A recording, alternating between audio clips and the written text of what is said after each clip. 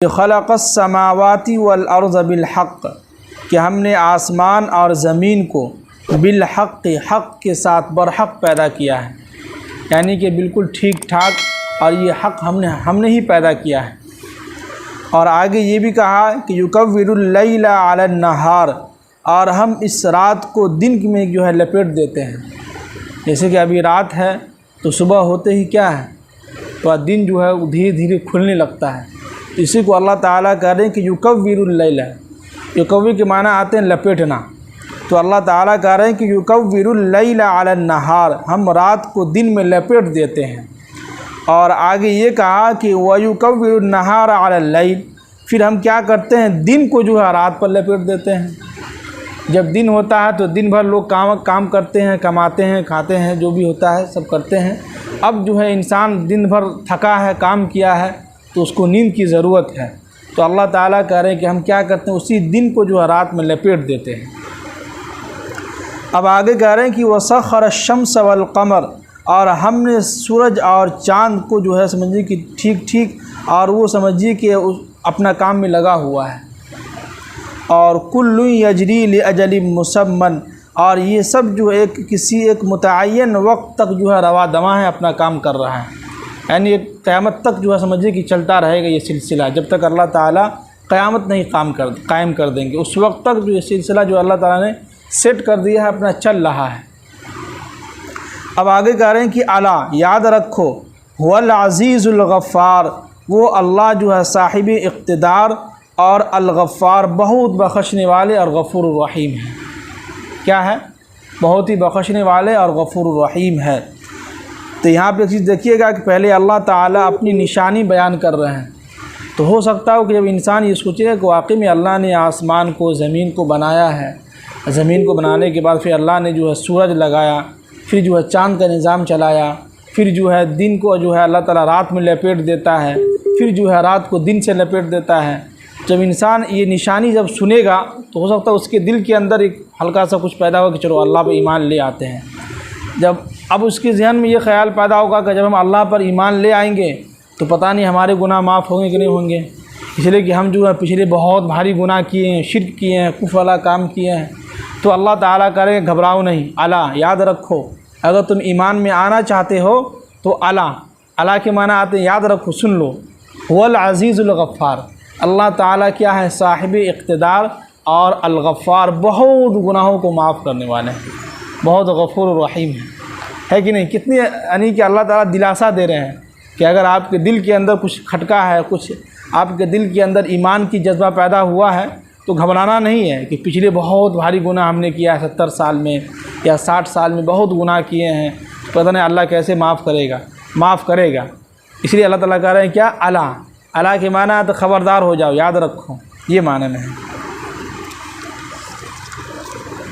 اب آگے کہہ رہے ہیں کہ اللہ تعالیٰ کی خلقکم من نفس واحدہ، ہم نے تم سب کو ایک شخص سے، ایک نفس سے پیدا کیا ہے، وہ ہے حضرت آدم علیہ السلام۔ پہلے اللہ نے انہی کو بنایا ہے، انہی کو پیدا کیا ہے۔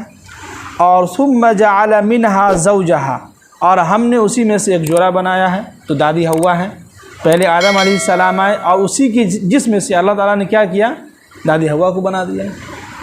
اور وَأَنزَلَ لَكُم مِّنَ الْأَنْعَامِ ثَمَانِيَةَ أَزْوَاجٍ، اور ہم نے چوپائی میں جو جانور ہے اس میں ہم نے 8 ایسے جانور جس کے جو ہے جوڑے جوڑے پیدا کیے ہیں۔ جیسے اونٹ ہے تو اونٹ کا جو ہے اس کا جوڑا بھی ہے، اور اس کے بعد جو ہے گائے ہے تو گائے کا بھی ہے جوڑا، پھر اس کے بعد جو ہے بھیڑ ہے اس کا بھی ہے، پھر اس کا بکرا ہے، یہ 4 ہو گئے، تو 4 کتنے ہو گئے؟ 8 ہو گئے۔ اب یہاں پہ ایک چیز دیکھیے کہ قرآن نے ان 4 کا ہی تذکرہ کیوں کیا؟ اور بھی جانور ہے، بھینس ہے، مرغی ہے، اور جتنی بھی ہے، تو اس میں یہ ہے کہ لکھا ہے کہ یہ 4 جانور زیادہ ہم لوگ یوز کرتے ہیں۔ سعودی والے جو ہیں اونٹ کھاتے ہیں، اور ہم لوگ ہندوستان والے جو ہے گائے کھاتے ہیں، اور جو ہے سعودی کے کچھ علاقے میں جو ہے بھیڑ وہاں بھی کھاتے ہیں، پھر ابھی ہم لوگ جو کچھ لوگ خصی بھی، بکرا بھی ذبح کرتے ہیں۔ تو یہ 4 جو ہیں سب سے زیادہ یوز ہوتا ہے، سب سے زیادہ استعمال کرتے ہیں لوگ، اس لیے اللہ تعالیٰ نے ان 4 کی مثال دے کے سمجھایا ہے کہ ہم نے تمہارے درمیان جو ہے 4 یعنی کہ 8 جانور ایسے ہیں جس کا تم استعمال کرتے ہو، تم اس کا جو ہے گوشت کھاتے ہو، دودھ بھی پیتے ہو، ساری چیزیں ہیں۔ اب آگے اللہ تعالیٰ کہہ رہے ہیں کہ یخلقکم فی بطون امہاتکم کہ خلقا من بعد خلق فی ظلمات ثلاث، پھر ہم جو ہے یعنی کہ جب تم ماں کے پیٹ کے اندر تھے تو تم جو ہے ماں کے پیٹ کے اندر 3 اندھیروں میں تھے، اور 3 اندھیروں کے ذریعے سے تم جو اس کے اندر پروان چڑھے ہو، تم اس کے اندر رہے ہو، اور 3 مراحل سے اللہ نے اس پیٹ کے ذریعے سے گزارا ہے۔ تو 3 مراحل کیا ہے؟ یعنی کہ 3 اندھیرا، ایک ماں کی پیٹ ہو گیا، دوسرا رحم مادرہ جو ہے، جو عورت کے اندر ہوتے ہیں رحم مادرہ، اس کو بچہ دانی کہتے ہیں شاید، اور ایک جو ہے بچے کے اوپر جو جھلی لگایا تھا پتلا پتلا جیسا۔ دیکھیے قرآن نے کیا کیا چیزیں بیان کر دی ہیں۔ ان تینوں چیزوں کے درمیان اب بچہ جو ہے رہتا ہے۔ اب 3 اندھیرے ہو گئے، اب 3 اندھیرے کے اندر اللہ تعالیٰ کس طرح بچوں کو جو ہے بناتا ہے، ناک ہے، کان ہے، آنکھ ہے، ہاتھ ہے، انگلی ہے، پاؤں کی انگلی ہے، دونوں پاؤں ہے، پھر جو ہے شرمگاہ بھی تیار ہوتا ہے، ہر چیز تیار ہو رہا ہے 3 اندھیرے کے اندر۔ اللہ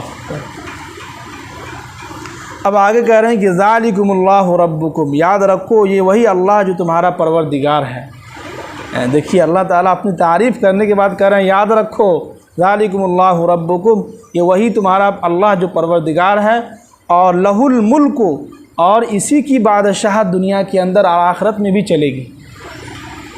ہر چیز کون کرے گا؟ اللہ ہی کرے گا۔ ماں کے پیٹ کے اندر کیا بنے گا نہیں بنے گا، بچہ بیٹا ہے کہ بیٹی ہے، کیسا ہوگا، بہرا ہوگا کہ گنگا ہوگا، لولا ہوگا کیا اندھا ہوگا، کیسا ہوگا، یہ اللہ ہی طے کرے گا۔ اللہ ہی جو ہے سب کچھ کریں گے اس میں۔ اللہ اب آگے کہہ رہے ہیں کہ لا الہ الا ہو، یاد رکھو اس کے علاوہ کوئی نہیں اس دنیا کے اندر جس کی عبادت کی جائے، ہے کہ نہیں؟ اب بتائیے کہ اتنی ساری نشانیاں اللہ تعالیٰ بیان کر رہے ہیں، اگر انسان غور سے سوچے، اور جو غیر مذاہب کے لوگ ہیں وہ بھی اگر سنے غور سے سوچے تو واقعی میں یار اللہ نے کیا کیا چیزیں بیان کی ہیں، اور اس کو 3 اندھیرے میں جو ہے ماں کے پیٹ کے اندر بچوں کو رکھا ہے، اتنے حفاظت سے بچوں کو رکھا ہے، اور اسی کے اندر سب کچھ بن رہا ہے۔ پھر اس کے بعد جو ہے بچہ 9 مہینے کے بعد آتا ہے تو سب کچھ جو ہے پھر جو ہے بچپنا رہتا ہے، پھر جو ہے جوانی کا عالم ہوتا ہے، پھر بڑھاپے میں جا کے جو انتقال ہو جاتا ہے۔ اب آگے اللہ تعالیٰ کہہ رہے ہیں کہ فَأَنَّا تُصْرَفُونَ، تو پھر تم لوگ ہم سے منہ موڑ کے کہاں بھاگے جا رہے ہو؟ کیا ہے؟ اتنی ساری نشانیاں اللہ تعالیٰ بتلا رہے ہیں، اس کے باوجود بھی کفار و مشرکین منہ پھیر کے بھاگ جاتے تھے۔ تو یہ اللہ تعالیٰ کہہ رہے ہیں کہ فَأَنَّا تُصْرَفُونَ، کہاں تم بھاگے جا رہے ہو؟ سب کچھ تو ہم ہی نے کیا ہے، تم ماں کے پیٹ کے اندر تھے، ہم نے تمہارا ناک بنایا، کان بنایا، ہاتھ بنایا، دل بنایا، سینہ بنایا، دونوں پاؤں بنایا، پاؤں کے دونوں انگلی بنائے ہم نے، سب کچھ تو ہم نے بنایا، تو فَأَنَّا تُصْرَفُونَ، تم تو کہاں بھاگے جا رہے ہو؟ میرے علاوہ تم کس کی عبادت کر رہے ہو، ہے کہ نہیں؟ اسی میں جو ہے امام ابن القیم رحمۃ اللہ علیہ فرماتے ہیں کہ جس شخص کے پاس اللہ کے لیے وقت، اللہ کے پاس یعنی کہ اللہ کے لیے وقت نہ ہو، تو ایسے انسان کے لیے موت بہتر ہے زندگی سے، ہے کہ نہیں؟ یعنی کہ انسان کو اللہ تعالیٰ نے کتنا محنت سے بنایا ہے، سوچیے ذرا، 9 مہینے سب کچھ بنایا، اس کے باوجود بھی اگر ہم یہ کہ ہمارے پاس وقت نہیں ہے نماز کے لیے، تو امام ابن القیم فرماتے ہیں کہ ایسے انسان کو چاہیے کہ وہ مر جائے، اس کے لیے زندگی کے دنیا کے اندر زندہ رہنے کی ضرورت نہیں ہے، ایسے انسان کے لیے زندگی سے اچھا ہے کہ وہ مر جائے۔ واقعی میں ہونا بھی چاہیے، جس اللہ کا اتنا احسان ہو ہمارے اوپر، ہر جو ہے باڈی کا جسم جو ہے چل رہا ہے، باڈی پورا ایک دم پارٹ چل رہا ہے، اگر یہ اگر بند ہو جائے تو انسان کو کہتا ہے فالج کی بیماری ہو گیا، پھر کام نہیں کر رہا ہے۔ اگر بند ہو جائے تو کتنا انسان بھاگ دور کرتا، پیسہ خرچ کرتا ہے، لاکھوں روپیہ اس پہ خرچ کر دیتا ہے۔ تو اس سے اچھا ہے کہ بھائی اللہ نے ہم کو صحت دیا ہے، تو اسی صحت میں ہم کیا کرتے رہیں؟ اللہ کو یاد کرتے رہیں۔ اور سب سے اہم جو جیسے کہتے ہیں نا بدن کا ورزش، وہ سب سے اہم جو ہے نماز ہے۔